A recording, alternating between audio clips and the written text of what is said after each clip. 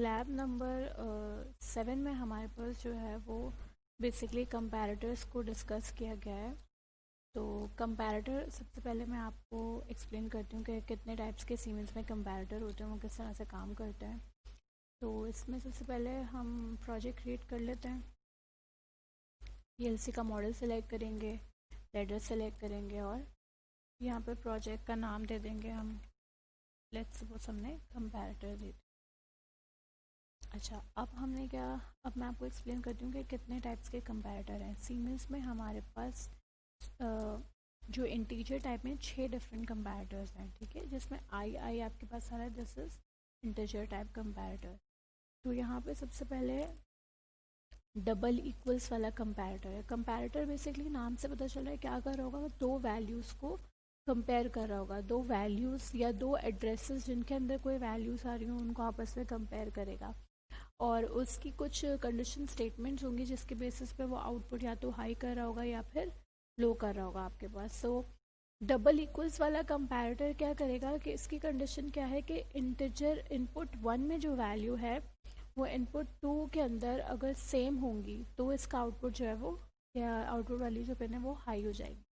तो यहाँ पे हम एक कोयल लगा लेते हैं ताकि मैं आपको दिखा सकूं। तो यहाँ पर लेट सपोज इंटीजर है तो मैं यहाँ कोई भी इंटीजर वैल्यू दे देती हूँ। तो मैं 5 और यहाँ पे 5 दे देती हूँ, ठीक है। दोनों वैल्यूज़ इक्वल हैं तो ये एलईडी मेरे पास ग्लो करनी चाहिए। तो अब हम इसको डाउनलोड करके देख लेते हैं कि किस तरह से काम कर रहा है। तो यहाँ पे जाके हमने ऑप्शंस में जाके पीजीबीसी में हमने एमपीएस सेलेक्ट करना होता है, ठीक है, और सिंपली इसको रन करना होगा और डीबग में जाके हम मॉनिटर पे चेक लगा देंगे। तो अभी हम रन करेंगे तो आपके पास अब देखें आउटपुट Q0.0 हाई है यहाँ पे। क्यों? क्योंकि ये दोनों वैल्यूज़ सेम है। लेट्स सपोज कि मैं वैल्यू इसकी चेंज कर देती हूँ, मैं इसकी वैल्यू अनइक्वल कर देती हूँ, तब मेरे पास क्या होगा, इसकी वैल्यू मैंने 5 से 4 कर दी। अब जब भी अनइक्वल वैल्यू होगी तो ये आउटपुट हाई नहीं होगा हमारे पास। अब आप देख सकते हो कि आउटपुट आपके पास लो है और अनइक्वल होने की वजह से ये आपके पास यहाँ पे रन नहीं होगा, ठीक है। तो डबल इक्वल्स में क्या है, इसकी हाई होने की एक ही कंडीशन है और वो क्या है कि जब दोनों वैल्यूज़ बराबर होंगी तो आपके पास जो है वो आउटपुट हाई हो जाएगा। फॉर ऑल अदर केसेस जब नॉट इक्वल वैल्यूज़ हैं तो वो हाई नहीं होगा, ठीक है। तो अब मैं आपको दूसरा कंपैरेटर बताती हूँ जिसमें नॉट इक्वल है। ये उसका ऑपोजिट है, यानी कि जब भी वैल्यू अनइक्वल होगी तो ये हाई होगा। देखिए अभी मैंने अनइक्वल वैल्यूज़ रखी हैं और अब मैं आपको चेक करवाती हूँ। तो जब भी अनइक्वल वैल्यू है तो देखें ये हाई हो गया। अब लेट्स सपोज मैं इक्वल कर देती हूँ वैल्यू, 5 कर देती हूँ। अब क्या होगा, इसको स्टॉप करके डाउनलोड करना होगा हमें। अब क्या होगा आपके पास, ये देखें, ये इसकी ऑफ होने की सिर्फ एक ही कंडीशन है कि जब भी वैल्यू जो है वो इक्वल होगी तो ये ऑफ होगा, और बाकी सारे केसेस में ये क्या होगा, हाई होगा, ठीक है। इसके बाद हमारे पास जो दूसरा है, तीसरा है, वो आपके पास ग्रेटर इक्वल है। तो ग्रेटर इक्वल में क्या होगा कि इंटीजर 1 शुड बी ग्रेटर और इक्वल टू इंटीजर 2। तो इस केस में इंटीजर 1 हमेशा या तो इसके बराबर होगा या इससे बड़ा होगा तो आउटपुट हाई होगा। तो आप देख सकते हैं इंटीजर 1 में मैंने 5 दिया है और इंटीजर 2 में 4 दिया, तो ये कंडीशन सेटिस्फाई कर रहा है। तो ये कौन कौन सी वैल्यूज़ पर हाई होगा, ये अगर आपके पास वैल्यू 4 या 4 से बड़ी है इंटीजर 1 के अंदर तो ये सारे केसेस में हाई होगा। अगर 4 से छोटी यानी कि 3 या 2 आ जाती है तो ये ऑफ हो जाएगा। मैं आपको करके भी दिखा देती हूँ।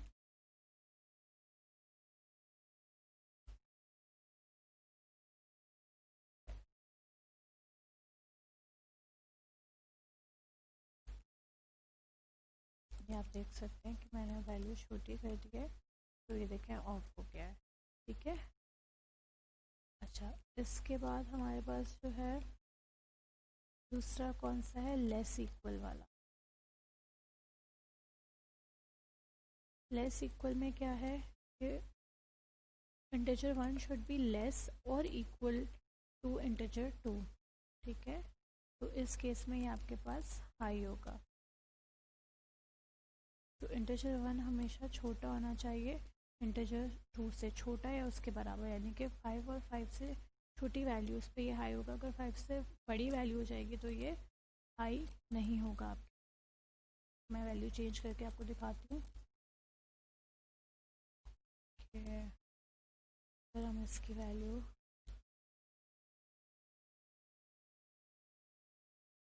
छोटा या इसके बराबर होना चाहिए। ठीक है,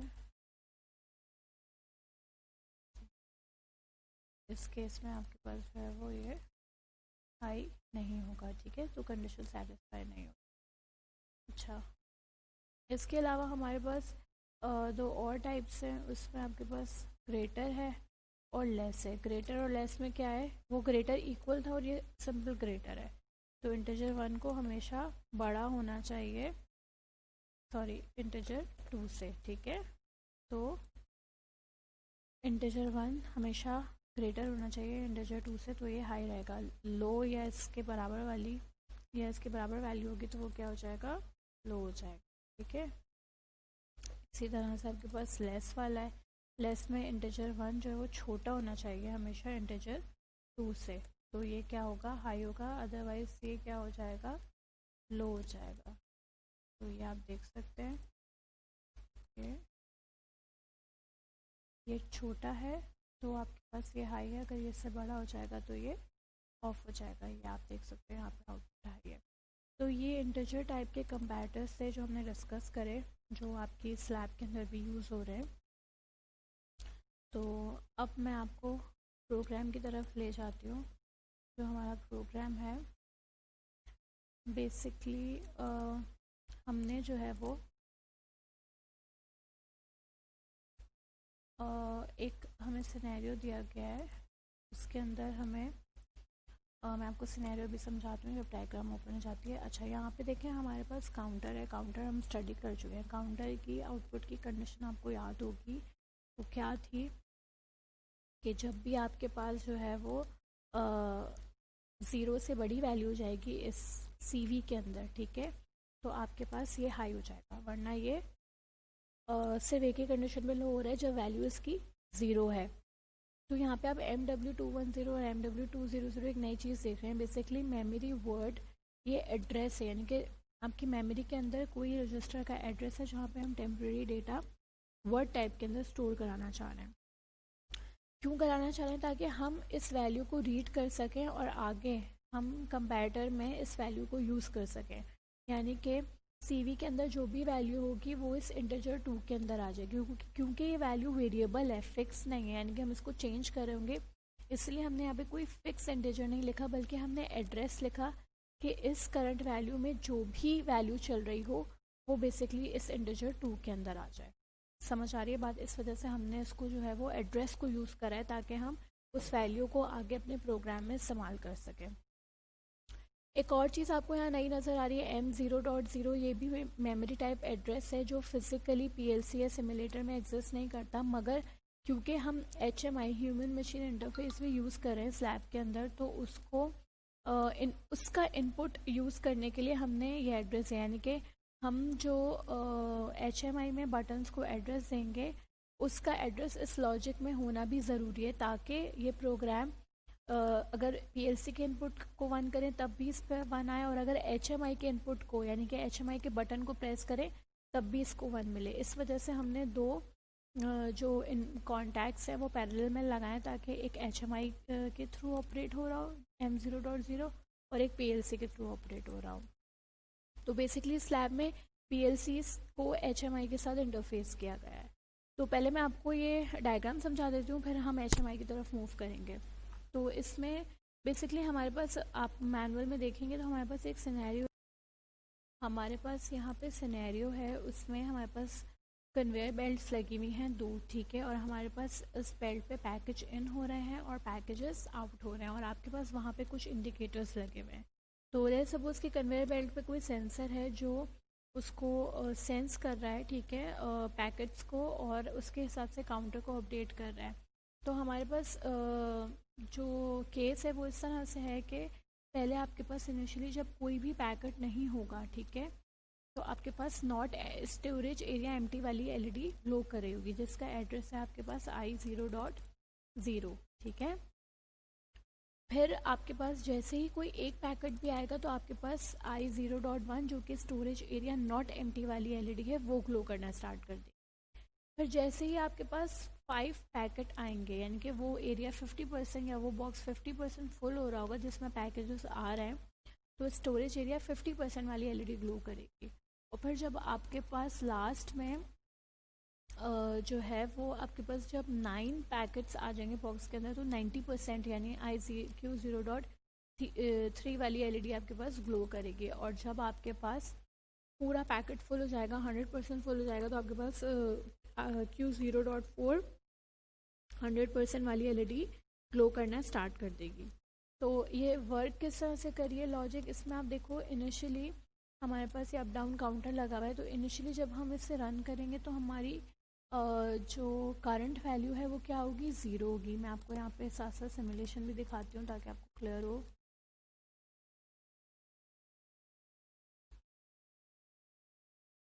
तो यहाँ साइड पे हम सिमुलेशन खोल लेते हैं और इसको डाउनलोड कर लेते हैं।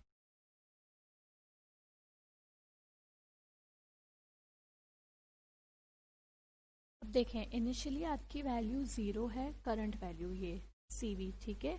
तो आपके पास स्टोरेज एरिया एम्प्टी वाली एलईडी चल रही है, यानी कि कोई भी पैकेट अभी नहीं आया। वो क्यों चल रही है, क्योंकि काउंटर की वैल्यू करंट वैल्यू 0 है और 0 से बड़ी वैल्यू पे ये हाई होता है। ये अभी Q0.1 लो है, इस वजह से जो ये वाली एलईडी है वो हाई हो रही है, क्योंकि ये Q0.1 इसके नॉर्मली क्लोज में लगी है। अच्छा, अब हम क्या करते हैं, हम जैसे ही इसको एक पैकेट आया, ये सेंसर है जो पैकेट इन, अब काउंटर पैकेट इन सेंस कर रहा है और डाउन काउंटर पैकेट आउट। तो जैसे ही एक पैकेट आया I0.0 को हमने हाई किया, यानी कि इसको एक 1 दिया, तो आपके पास अब वैल्यू देखें क्या हो गई, 1 हो गई। और 1 होते ही स्टोरेज एरिया नॉट एम्प्टी वाली, यानी कि Q0.1 जो है वो हाई हो गई। यहाँ पर आप देख सकते हो Q0.1 हाई हो गए और स्टोरेज एरिया एम्प्टी वाली ऑफ हो गई। अब क्या होगा, अब आप इसी के ऊपर 4 टाइम्स और इनपुट देंगे, तो इसकी वैल्यू जैसे ही 5 होगी, 3 4 ये वैल्यू आप यहाँ पे चेक करते रहो, ठीक है, और 5 जैसी वैल्यू 5 होगी आपके पास 50% वाली ऑन हो जाएगी। क्यों, क्योंकि देखिए हमने यहाँ कंपैरेटर लगाया हुआ है लेस इक्वल वाला। तो क्या होगा कि जब भी इंटीजर जो आपके पास 1 है वो इससे छोटा या इसके बराबर होगा तो ये हाई हो जाएगा। तो इसका मतलब क्या है कि यहाँ पे वैल्यू बढ़ेगी, 5 6 7 8 9 10। तो ये जैसी 5 हुई वैल्यू ये हाई हो गया, 5 के बाद 6 होगी तब भी ये हाई रहेगा आपके पास, ठीक है। अब आप क्या करते हो, अब आप इसे 4 टाइम्स और इनपुट देंगे, यानी कि आप इसकी वैल्यू 9 तक लेके जाएंगे, तो आपके पास 90% वाली एलईडी भी स्टार्ट हो जाएगी ग्लो करना। देख रहे हैं जैसे ही 9 पे आई 90% वाली भी हो गई, क्योंकि अब आपने यहाँ पर भी एक कंपैरेटर लगाया हुआ है जो बेसिकली काउंटर की करंट वैल्यू को कंपेयर करवा रहा है 9 से। तो जैसे ही ग्रेटर इक्वल का है, तो जैसे ही 9 या 9 से बड़ी होगी वैल्यू तो ये हाई हो जाएगा। और सिमिलरली थर्ड वाले कंपैरेटर में 10 वैल्यू है और ग्रेटर इक्वल का है, तो जब भी वैल्यू 10 या 10 से बड़ी होगी तो ये हाई हो जाएगा। तो जैसे ही काउंटर की वैल्यू 10 पर पहुंचेगी, यानी कि 100% आपका पैकेज बॉक्स जो है वो फुल हो जाएगा, तो आपके पास 100% वाली एलईडी भी ग्लो करेगी, ठीक है। अब क्या होगा कि अब पैकेज आउट हो रहे हैं, तो जैसे ही डाउन काउंटर पे इनपुट आएगा तो 10 में से वैल्यू माइनस हो जाएगी, तो आपके पास 100% वाली एलईडी आप देख सकते हो बंद हो गई है। यहाँ पे जैसी वैल्यू 9 हुई लास्ट वाली एलईडी आपके पास ऑफ हो गई, क्योंकि अब 100% नहीं है, अब 90% फिल है। फिर और पैकेट निकलेंगे तो देखें 90% वाली भी ऑफ हो जाएगी, फिर और पैकेट निकलेंगे तो 50% वाली भी ऑफ हो जाएगी, और जब एक भी पैकेट नहीं रहेगा तो स्टोरेज एरिया एम्प्टी वाली एलईडी आपके पास वापस ग्लो करेगी।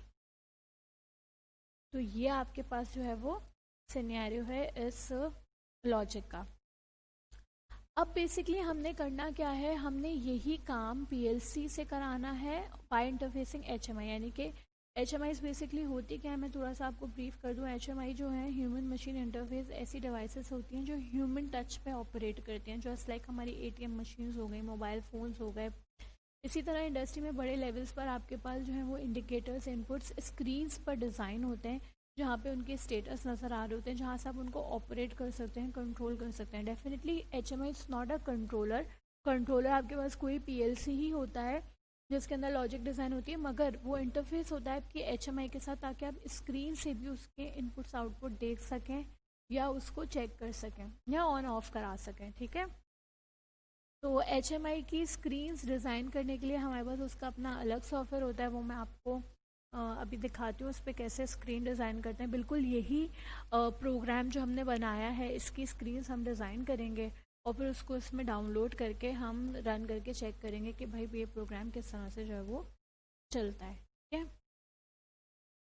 तो ये पहले स्टेप में क्या है कि हमने पीएलसी का ये प्रोग्राम बनाना है, और जिस तरह से हम उसको डाउनलोड करते हैं अपनी हार्डवेयर वाली पीएलसी में, उस तरह उसको डाउनलोड कर लेना है। तो ये प्रोग्राम बना के मैंने पीएलसी के अंदर डाउनलोड कर लिया है। अब मैं आपको सिखाती हूँ कि हम एचएमआई की स्क्रीन किस तरह डिज़ाइन करते हैं। तो उसके लिए आपके पास सॉफ्टवेयर है डीओपी सॉफ्ट के नाम से। ठीक है, डीओपी सॉफ्ट के नाम से आपके पास सॉफ्टवेयर है, और इसमें आपके पास हमें क्या करना है, हम इसको ओपन करेंगे। ठीक है, सबसे पहले हमें अपनी जो भी एचएमआई हम यूज़ करें, हमें उसका मॉडल सेलेक्ट करना होगा। ठीक है, तो मेरे पास जो एचएमआई है, न्यू प्रोजेक्ट क्रिएट करेंगे, मेरे पास जो एचएमआई है उसका मॉडल है B07S411। ये आपके मैनुअल में भी लिखा हुआ है। ठीक है, मैनुअल में स्टेप्स भी दिए हुए हैं जिसमें आप किस तरह से उसका प्रोजेक्ट जो है वो क्रिएट कर सकते हो। तो बेसिकली ये वाला मॉडल आप सेलेक्ट करोगे, नेक्स्ट करोगे। अब यहाँ पे आपको कॉमन टू बाय डिफ़ॉल्ट ही होगा, क्योंकि जो एचएमआई है, जो पीएलसी से इंटरफेस होती है, वहाँ पे कॉमन टू पोर्ट के अंदर हम वायर कनेक्ट करते हैं। यहाँ से आपने क्या करना है, इसका पीएलसी कंट्रोलर सेलेक्ट करना है। हमारे पास सीमेंस है और S7300 direct MPI. Direct MPI हम पोर्ट जो कनेक्शन के लिए यूज़ कर रहे हैं, वो पोर्ट का नाम डायरेक्ट एमपीआई है, इसीलिए हमने जो है वो यहाँ पे भी वही सेलेक्ट करा है। इसको आप फिनिश कर देंगे। अब आपके पास ये इंटरफेस है, यहाँ पे बेसिकली स्क्रीन होती है। ठीक है, यहाँ पे आप स्क्रीन डिज़ाइन करते हो। अब पहली स्क्रीन में मैं चाहती हूँ कि मेरे पास दो ऑप्शन हो, कि मैं अपना प्रोग्राम पीएलसी से रन कर सकूँ या एचएमआई से रन कर सकूँ। तो उसके लिए हम एलिमेंट में जाएंगे, बटन में जाएंगे और मोमेंट्री बटन लेंगे। अगर आप मेंटेन लोगे तो आपको ज़ीरो करने के लिए भी प्रेस करना पड़ेगा। मोमेंट्री में क्या होगा कि प्रेस करा तो 1 और अगर फिंगर हटा दी तो 0, जस्ट लाइक पुश बटन। तो ये मैंने दो मोमेंट्री बटन ले लिए।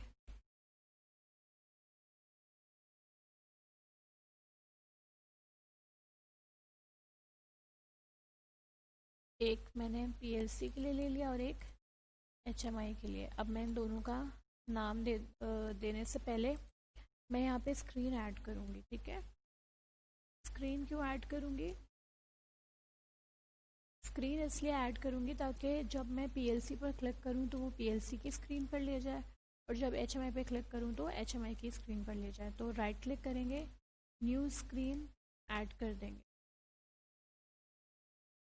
ठीक है, आप इसको लेबल भी कर सकते हो।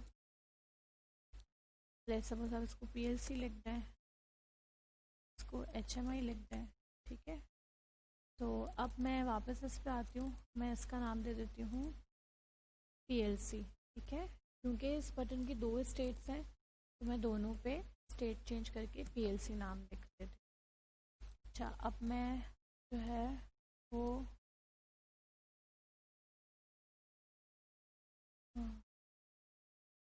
अच्छा, स्क्रीन्स पे जाने के लिए स्क्रीन्स पे जाने के लिए हमने जो बटन्स लेने हैं वो गो टू स्क्रीन के, ठीक है। एलिमेंट में जाके, बटन में जाके गो टू स्क्रीन, तो सॉरी ये मेंटेन वाले बटन हमने आगे लेने थे, मैं भी डिलीट कर देती हूँ।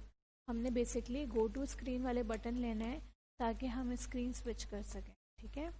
तो अब आप इस पर क्लिक करेंगे, यहाँ पर आपने टेक्स्ट में लिखना है PLC, यानी कि इस वाले बटन का नाम PLC है। और जब इसको प्रेस करो तो कौन सी स्क्रीन पे जाना है, PLC की स्क्रीन को सेलेक्ट करना, ठीक है। तो ये बेसिकली गो टू स्क्रीन में जाके यहाँ से हमने सेलेक्ट कर लिया। अब इसकी पिक्चर भी चेंज करना चाहते हैं तो यहाँ पे डिफरेंट बटन्स हैं बहुत अच्छे कलर्स के, तो आप कोई कलर भी ले सकते हो, जब प्रेस हो तो उसका कलर चेंज हो जाए, ठीक है। इसका नाम हम दे देते हैं HMI, और इसकी स्क्रीन हम सेलेक्ट कर लेते हैं HMI वाली स्क्रीन, जो अभी हमने डिज़ाइन नहीं किया, हम करने वाले हैं। तो अभी कलर हम दूसरा ले लेते हैं, ठीक है। तो ये PLC हो गई, ये HMI होगी। जब ये प्रेस होगा तो ये यहाँ पर ले आएगा, जब ये प्रेस होगा तो ये यहाँ पर आ जाएगा। तो अब आपके पास, हम PLC की स्क्रीन सबसे पहले डिज़ाइन करते हैं। तो PLC की स्क्रीन में इनपुट हम बेसिकली कहाँ से दे रहे होंगे, PLC से दे रहे होंगे, तो हमें यहाँ पे इनपुट्स की ज़रूरत नहीं है, हम सिर्फ इंडिकेटर्स लगाएंगे। तो उसके लिए आप एलिमेंट में इंडिकेटर में जाएंगे और मल्टी स्टेट इंडिकेटर ले लेंगे। तो एक हमारे पास टोटल स्टोरेज एरिया कितनी LEDs थी, storage area not empty, storage area empty, 50%, 90%, 100%। तो ये हम इनको सेट कर लेंगे सबको। तो ये हम इनको सेट कर लें। एक और हमें गो टू स्क्रीन वाला बटन चाहिए होगा, क्यों, ताकि हम बैक कर सकें स्क्रीन नंबर 1 पे, यानी कि अगर मैं PLC से वापस HMI रन करना चाहती हूँ या मेन स्क्रीन पे आना चाहती हूँ तो ये मेरे पास बैक का बटन होगा, और इसको मैं ले जाऊँगी स्क्रीन नंबर 1 पे, यानी कि जब ये प्रेस हो तो ये मुझे ले जाए स्क्रीन नंबर 1 के ऊपर। तो इसका भी कोई हम कलर ले लेते हैं, ठीक है। अच्छा, अब जो है हमने ये जो आउटपुट्स हैं इनके एड्रेसेस हैं, तो बेसिकली पहले हमारे पास क्या है, स्टोरेज एरिया एम्प्टी, ठीक है। दोनों पे यही नाम मुझे डिस्प्ले करवाना है, तो मैं 0 और 1 दोनों पे सेलेक्ट करके यही नाम डिस्प्ले करवा लूँ। अच्छा, अब आउटपुट पे हमेशा याद रखिएगा रीड करेगा एड्रेस, तो रीड में हम इसको PLC वाला जो आउटपुट के हमारे एड्रेसेस हैं वही एड्रेसेस हम इसको देंगे। स्टोरेज एरिया एम्प्टी का एड्रेस था Q0.1, और कलर हम चेंज करना चाहते हैं तो कलर हम इसका ये रख लेते हैं, ब्लू रख लेते हैं, ठीक है। 0 पे ये कलर होगा और 1 पे हम चाहते हैं दूसरा कलर हो, तो 1 पे हम इसका कलर जो है वो येलो रख, ठीक है। तो अब जब ये 0 स्टेट होगी तो ब्लू कलर होगा, और जब 1 स्टेट होगी तो येलो कलर होगा। अब मैं सारे बटन्स को करने के बजाय मैं इसी को कॉपी करके पेस्ट कर देती हूँ और इसके एड्रेसेस खाली चेंज कर देती हूँ और नाम चेंज कर देती हूँ, ठीक है, ताकि मुझे दोबारा से कलर वाला काम नहीं करना पड़े। अच्छा, इसका नाम मैं दे देती हूँ स्टोरेज एरिया नॉट एम्प्टी, ठीक है। स्टेट 1 में भी इसका नाम दे देती हूँ storage area not empty. Address मैंने इसका चेंज करना होगा, वो क्या होगा, 0.0। Storage area 50% full, storage area 50% full का नाम दे देते हैं, और इसका एड्रेस हमारे पास होगा 0.2, ये 90% है हमारे पास, इसका एड्रेस हमारे पास 0.3 है। स्टोरेज एरिया 90% फुल, ठीक है, तो मैंने इसी बटन को कॉपी करके इसी में चेंजेस करूँ ताकि मुझे दोबारा से सारी चीज़ें ना करनी पड़े। और ये स्टोरेज एरिया 100% वाला है, तो इसकी हमारे पास एड्रेस ही वही वाले हैं बेसिकली जो मैंने उसके अंदर दिए थे ना, अपनी लैडर लॉजिक के अंदर। ये वही वाले एड्रेसेस जो हैं वो मैं यहाँ पर दे रही, क्योंकि रीड तो वो वहीं से कर रहा होगा एड्रेस। तो ये मेरे पास PLC की स्क्रीन बन गई। अब मेरे पास जो है वो HMI की स्क्रीन हमें डिज़ाइन करनी है। तो HMI की स्क्रीन में हमारे पास इनपुट भी हम HMI के थ्रू दे रहे होंगे। तो वहाँ पे वही जो मैंने आपको ये मोमेंट्री वाले बटन्स बताए थे, ये बटन हम 2 ले लेंगे, 1 for package in, 1 for package out, यानी कि M0.0 जो CU का इनपुट था यहाँ पर, और M0.1 जो ये CD का था इसके लिए। ठीक है, तो ये वाले एड्रेसेस हम यहाँ पर लेंगे। तो इसको हम लेबल कर देते हैं। अच्छा, अब यहाँ पे राइट होगा हमेशा, और राइट में एड्रेस में आप M लेंगे, और एड्रेस इनपुट के लिए क्या था, 0.0 था। तो यहाँ पे आप पैकेज इन लिख देंगे। ठीक है, और कलर आप भले दूसरा ले लें, इसमें डिफरेंट शेप्स के भी हैं, आप शेप भी चेंज कर सकते हैं।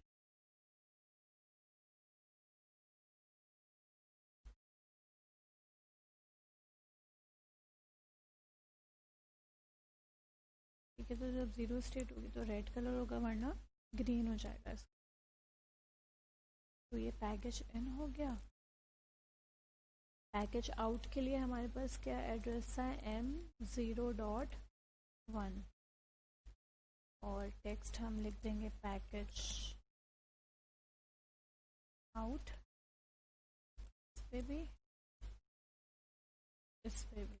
ठीक है, और इसका भी हम कलर चेंज कर लेते हैं। इसमें हमने क्या लिया था, ग्रीन और रेड लिए थे, तभी हम ग्रीन और रेड ले लेते हैं। ठीक है, नीचे और भी बटन के टाइप से हम नीचे और भी ऑप्शंस जो हैं वो सिलेक्ट कर सकते हैं, तो सब कलर और पिक्चर्स वगैरह। अच्छा, इंडिकेटर में क्योंकि HMI का और इसका एड्रेस हमारे सेम ही होंगे, क्योंकि वो रीड कर रहा होगा बेसिकली जो कंट्रोलर की आपके पास LED से उनको रीड कर रहा होगा HMI के केस में भी, तो वो आपने सेम ही रखना है। तो बस अब हम जो है वो बैक का बटन यहीं से कॉपी कर लेंगे ताकि ये हमें स्क्रीन नंबर 1 पे ले जाए। तो ये हमने अब PLC और HMI दोनों के लिए अपनी स्क्रीन जो है वो डिज़ाइन कर लिया।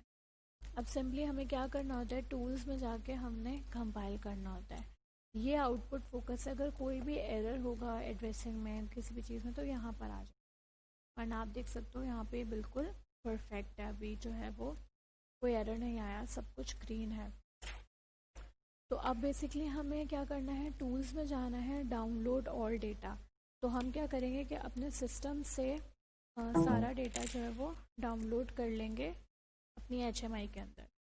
तो जैसे ही हमारे पास एक USB कनेक्टर होता है, ठीक है, जो हम अपने कंप्यूटर में लगाते हैं, और एक हमारे पास जो है वो स्लेव वाली पिन होती है जो HMI के अंदर लगती है।